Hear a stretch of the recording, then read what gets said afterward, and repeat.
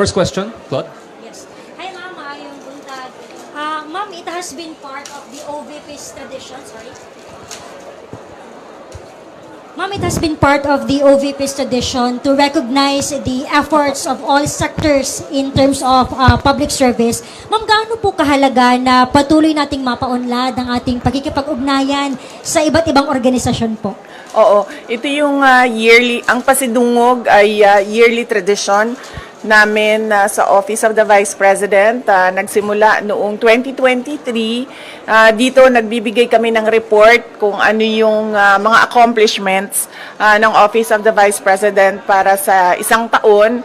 At dito pinapasalamatan namin ang mga partners namin na galing sa government and sa private sector, kasama na ang mga CSOs at non-government organizations.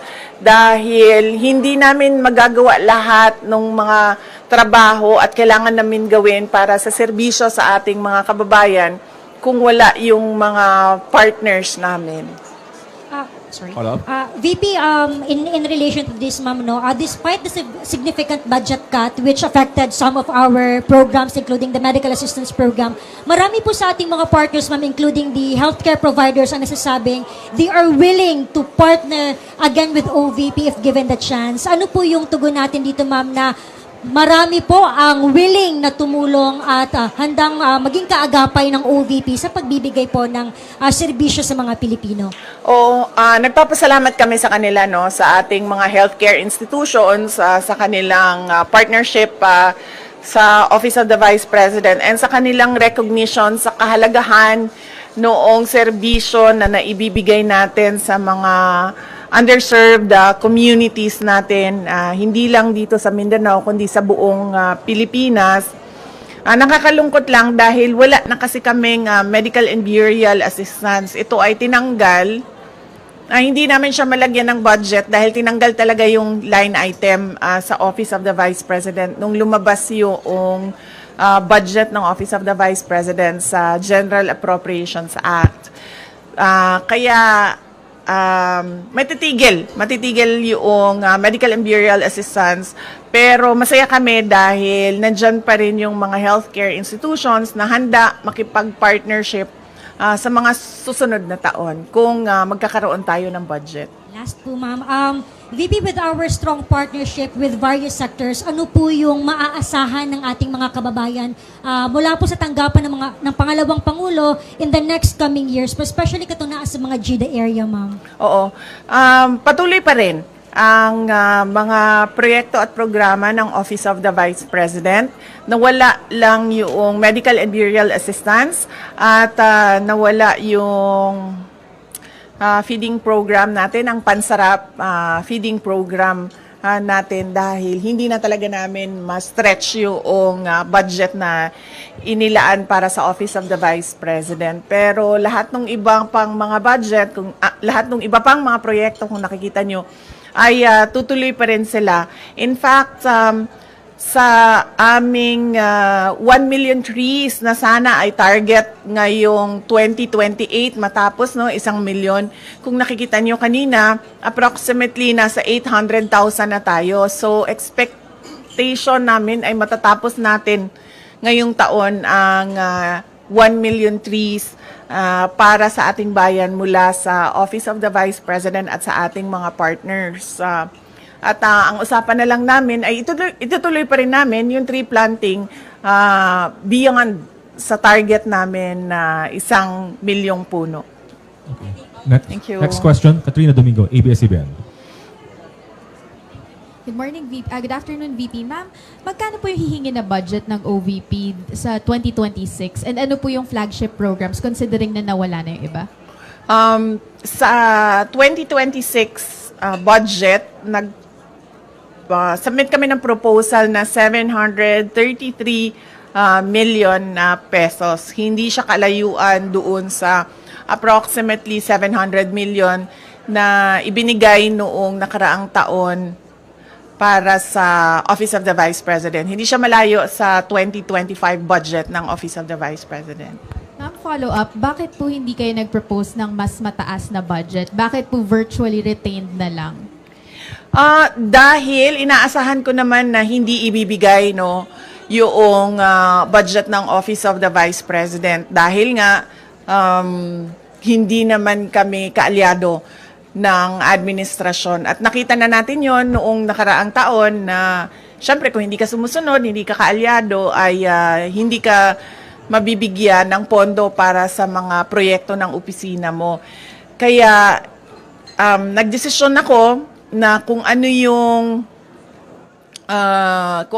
budget na ibinigay ngayong taon na ito, ay yun din yung budget. Naglagay lang kami ng konti para sa inflation, yun din yung budget para sa susunod na taon. Dahil ayaw kong napapahiya at pinapahiya yung mga ibang personnel ng Office of the Vice President, lalong-lalo na kapag nandun na sila sa House of Representatives or sa Senate na nakaharap yung ating mga miyembro ng Kongreso.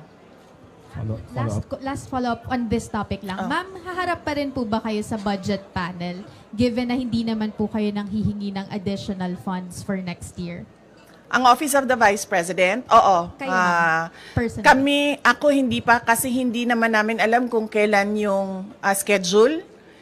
Wala pang ibinigay na schedule para sa Office of the Vice President sa mga hearings, no? So mahirap sumagot kapag hindi natin nakikita kung may conflict yung schedule, but definitely haharap yung Office of the Vice President sa pagsumite ng budget namin at yun.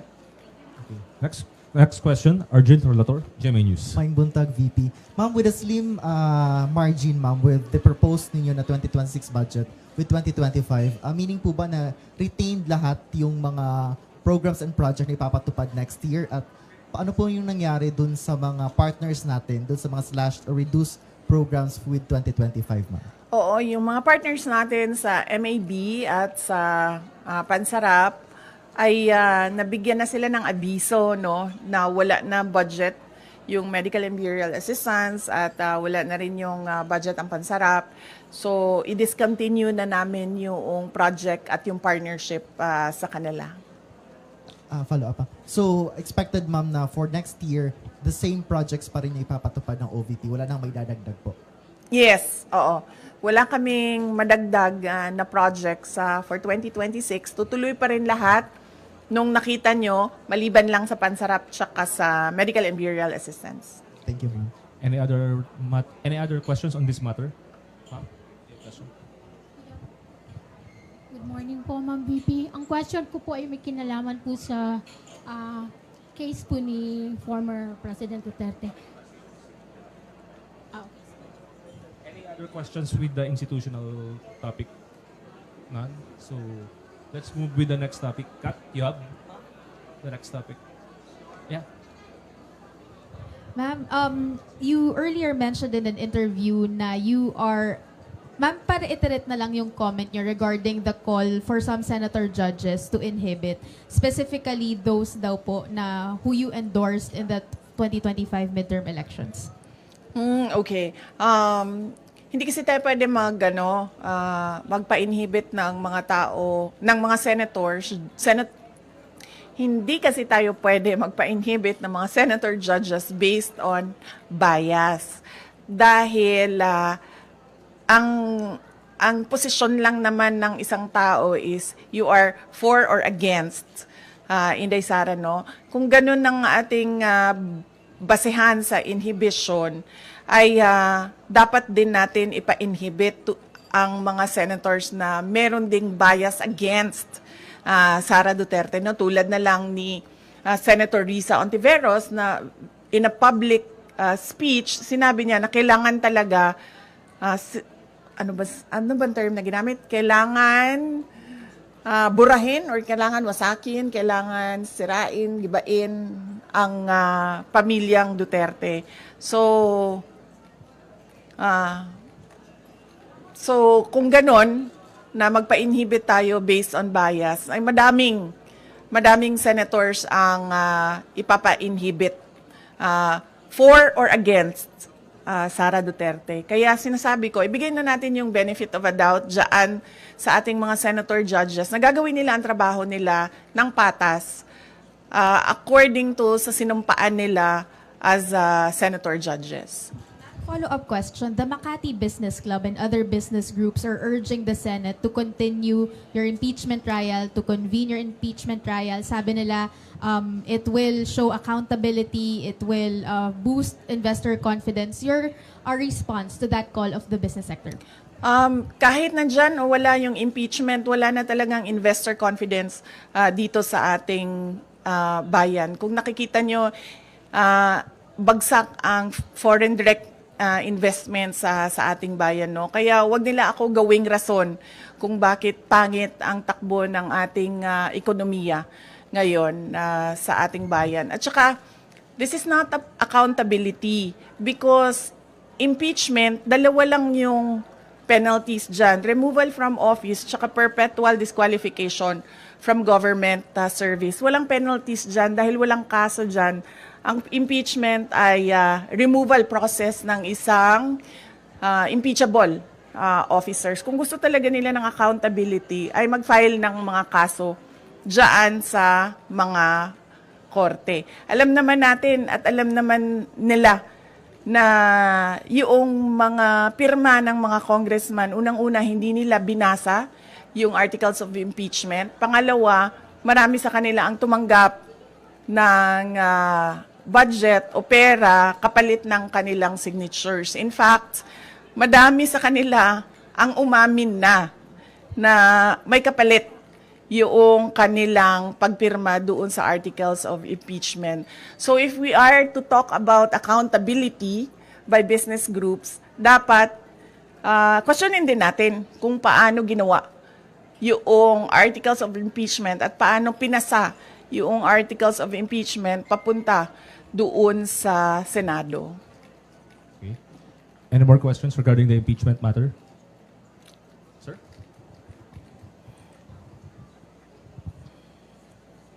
BP, good afternoon. So, haharap ka ba sa Senado dahil nag-issue sila ng summon? Hindi ko pa kasi, sir, pagkakaalam kung kinakailangan ang personal appearance. Yun ang hindi ko alam dahil hindi ko nabasa yung summons. Yung summons namin ay nandoon sa mga abogado at sila yung magdidesisyon kung ano yung gagawin doon sa summons. Okay. Ma'am, there's a phone-in question here from the Billionaire News Channel. Comment lang po dun they are asking your comment regarding dun sa report ng OpenAI, the mother company of ChatGPT, that the PR firm of the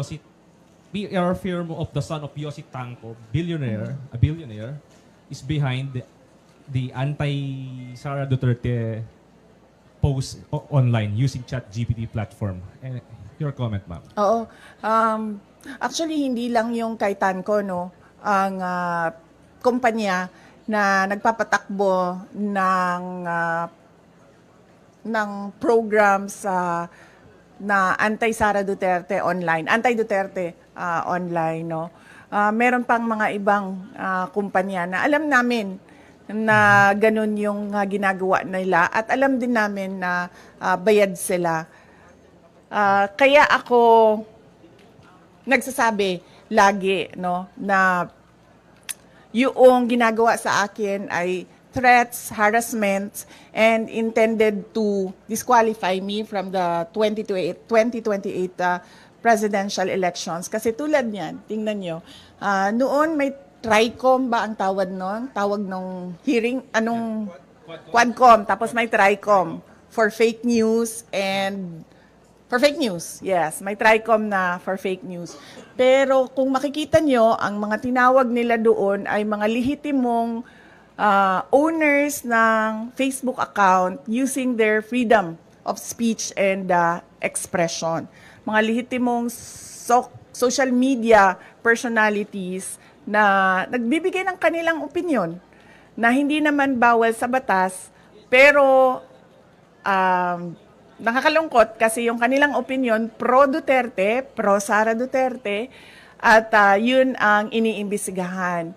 Pero ang mga tulad nito, mga kumpanya na ang negosyo nila ay gumagamit ng mga program para sirain ang pangalan ng isang tao ay hindi man lang kahit isang beses tinawag doon sa TRICOM na investigation ng House of Representatives. So yan, nagpapakita na itong lahat ay ano lang talaga, politika at harassment sa mga kalaban sa politika ng administrasyon. Hindi na yan ang galing sa amin, sir, ha? Hindi na kami nagsasalita kung anong mga panggigipit ang ginagawa sa amin. Tumatahimik na lang kami. Yung mga kaalyado namin, tumatahimik na lang. Yan talaga, tulad nung pag-amin ng mga congressman na may natanggap silang pera, kapalit ang signature, yung nilabas ng OpenAI na isang kumpanya na involved sa paninirang puri ng mga tao ay hindi galing sa amin. Galing na sa universe. Para lang ipakita sa mga tao na kung anong ginagawa ng administrasyon. Puro politika, walang trabaho. At ngayon, gusto pang i-blame, no, sa akin ang bagsak na ekonomiya ng Pilipinas. Any follow-up there? Kat? Do you intend to file cases against that company? Hindi na, ma'am. Sobrang napahiya na siya doon nung nilabas yon ng AI. I mean, nasaan na yung credibility mo as a service provider nung sinabi na ganyan yung negosyo mo? So, ano pang point na kasuhan ko siya? Nakakahiya na napahiya na siya doon sa nangyari. At nakita ng buong mundo yung kahihiyan na ginawa niya. Ma'am, just speaking of AI, meron pong video ngayon na shinare daw si Senator Bato and si Vice Mayor Baste claiming na it's an artificial intelligence generated AI in support of you.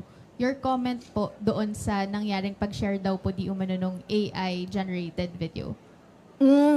Wala namang problema siguro sa pag-share ng AI video in support of sa akin. Basta hindi ginagawang negosyo. Kung baga, if I were a social media account owner and gagawa ako ng AI to support a certain personality, walang problema doon kasi hindi ko naman siya ginagawang negosyo eh. Hindi ko naman binibenta sa mga tao yung produkto ko eh. Okay. No more questions on that topic. Okay, we move to the last two topics po. ICC, Kat, or Arjil? Arjil. Ma'am, good morning again, ma'am. Any update, ma'am, with regards dun sa isang state party ng ICC na willing daw mag-adopt kay FPRD na any case mag-grant yung request for interim release? And any update po dun sa request for interim release ng Defense Council? Oo. Yung request for interim release ay nasubmit na ng Defense Council ni dating Pangulong Rodrigo Duterte. Nakalagay yon sa website ng ICC. Accessible yon sa ating lahat. At makikita natin doon kung ano ang mga pinagbasehan ng request for interim release, ano yung mga justification at explanations ng defense team ni dating Pangulong Duterte sa interim release. Merong mga redacted portions doon dahil naisip ng defense team na kailangan maging confidential yung ibang impormasyon doon. Pero yun ay available naman sa prosecutors, sa judges, and ang pagkakaalam ko, available din siya doon sa representatives ng mga biktima. Yun lang yung, kung ano yung nalalaman natin lahat sa publiko, yun lang din yung maibigay ko sa inyo na information. Yung iba pa ay kailangan tanungin at sagutin na ni Attorney Nicholas Kaufman. Ma'am, any update dun sa oath-taking ni FPRRD? Or any case, ma'am, before ba ng June 30 possible na ma-release na si FPRRD? Nakikita niyo pa yung possibility na gano'n, ma'am? June 30? Apo. Wala kasing binigay na timeline. Walang binigay na timeline yung lawyer. pero lagi niyang sinasabi, we are hoping that it will be granted the soonest possible time. Yan yung lagi niyang sagot kapag tinatanong siya about interim release. Doon sa oath-taking, hindi ko alam kung ano yung discussions niya. Iba din ang mga abogado ni dating Pangulong Duterte sa oath-taking niya. Mga Filipino lawyers ang kausap niya at nag-aasikaso ng kanyang oath-taking. Ma'am, you have any idea dun sa non-filing daw po ni FPRRD nung kanyang sources sa COMELEC? Baka may discussion kayo with the local lawyers niya po. Ang pagkakaalam ko ay kailangan ng oath yun. At hindi sila ata makapag-file kasi walang oath. So ang ginawa ng lawyer ni dating Pangulong Duterte ay nagrepresenta siya para kay dating Pangulong Duterte doon sa COMELEC. Last 2 questions. Sige, ma'am. VP, good afternoon po. Doon po sa case po ni FPRD, alam mo ba natin, ma'am, kung nag-file na po ng motion to respond ang prosecution with regards po doon sa request po ni former president po ng interim release? Alam ko po ba, ma'am? Hindi ko po alam, ma'am, Wala kung pa po tayong idea. sumagot na po ang prosecution, no? Pero sigurado po ako malalaman natin yung sagot ng prosecution dahil public po yung filing ng request at sigurado po public din yung sagot ng prosecutors. Follow up po, ano po ang reaction po natin doon po sa request po ni FPRD with regards to the interim release? Ang sa akin lang naman is makakabuti talaga sa kanya yun, ma'am, dahil 80 years old na siya at hindi lahat ng pangangailangan ng 80 years old ay nabibigay ng ICC detention unit dahil siya din ang kauna-unahang ICC detainee na ganun ang edad na medyo hindi lang siya senior, super senior na siguro ang tawag sa kanya, ma'am, dahil 80 years old na siya. So, mas maigi siguro na meron siyang interim release wherein meron din siyang available na mga nurses and caregivers na mag-assist sa kanya. Last question po, Ma'am BP. Meron ho kasing lumabas na parang statement o balita quoting FPRD na parang hindi siya interesado dun sa oath-taking o yung gagampanan yung kanyang role bilang mayor ng ano. Nag-react po si Attorney Conti, sinabi po niya hindi daw po siya naniniwala na hindi interesado si Pangulong Duterte na umupo bilang. Ano po ang masasabi po natin dyan, ma'am, sa comment ni Attorney Conti? Ang Conti malapit na sa Castro, no? Papunta na siya doon. Magkamali ka lang ng spelling, Castro na yung Conti na yan. Hindi ko alam, ma'am, bakit hindi siya naniniwala, pero kasi hanggang ngayon wala pang oath si dating Pangulong Duterte, no? So hindi pa namin alam dito sa Davao City kung mag-oath ba ang pinili namin na mayor ng Davao City. So, on that note, yun lang ang pinagbabasehan namin. Sa ngayon, hindi siya uupo kasi wala pa siyang oath. Antayin natin siguro until June 30 kung may oath o wala si dating Pangulong Duterte. Next question, Ms. Ruth. Okay, thank you, sir. VP, nagkausap na ba kayo ni Attorney Guanzon? Kasi parang sa mga post kasi niya, she's very willing to act as your spokesperson. Yes, oo. Nag-comment na rin ako na nagpapasalamat ako sa pagtulong at suporta ni Attorney Rowena Guanzon. Pero sa ngayon kasi kung napansin niyo, walang spokesperson ang Office of the Vice President o kahit ako man. Kaya hindi ko rin masagot yung tanong about sa spokesperson dahil matagal na kami walang spokesperson at hindi na papag-usapan sa Office of the Vice President ang magkaroon ng spokesperson. Thank you, ma'am. Second po, si Mayor Baste, inappoint siya as president ng PDP Laban. Napag-usapan ba sa family, VP?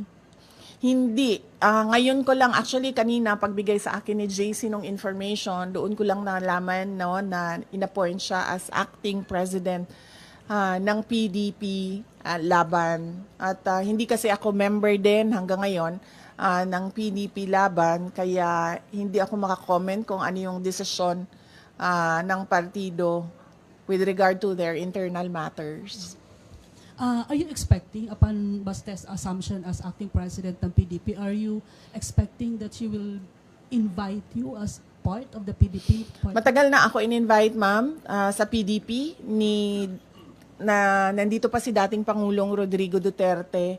Last year, July, nung nag-resign ako sa Department of Education, inibita na ako ni dating Pangulong Duterte. At sinabi ko sa kanya na pag-iisipan ko, pero hanggang ngayon, wala pa akong decision, ma'am. Mainly because nakita niyo naman yung nangyari sa akin, ma'am, di ba, no? So, parang ayaw ko nakausap yung mga politiko. Lalong-lalo na pag magkasama kami sa isang grupo. So, wala naman, I have nothing against everyone. In general lang sa akin. At mas gusto ko yung ganito ako, yung sinasabi ko lagi na I'm single and ready to mingle in terms of politics. Kesa sa yung nakatali ka sa loob ng isang grupo. So, hanggang ngayon, ma'am, wala pa akong desisyon kung papasok ako ng PDP. Last question, Kat. Ma'am, take us through the process lang nung pag-select nung third country that will host former President Duterte should the interim release be given. Ano po yung considerations na tinake for you to pick which country? Hindi ko alam eh.